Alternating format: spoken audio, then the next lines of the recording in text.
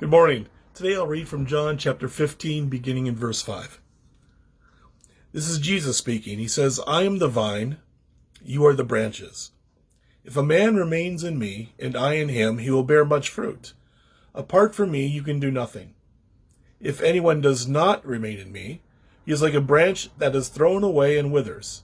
Such branches are picked up, thrown to the fire, and burned. John 15 is one of my favorite passages. It reminds me of the type of relationship Jesus desires with me and with all of us, really. So over the next 6 weeks, we'll study this passage in various parts of it.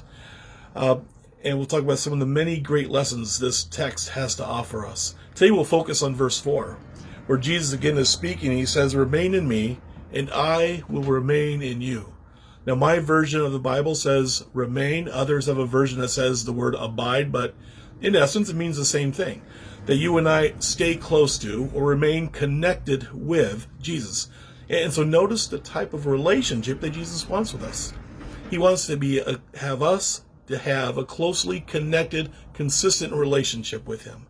And I think he's also writing this and telling his people this because I think he knows that you and I are prone to wander, that you and I often doubt, that we're easily distracted, and that we end up trusting our own abilities as opposed to his strength and his power in our life. So my prayer is that you and I will identify what are the areas that keep us from staying connected to Jesus, and to also remember that he desires to be with us and constantly and consistently connected to him. Thanks for listening.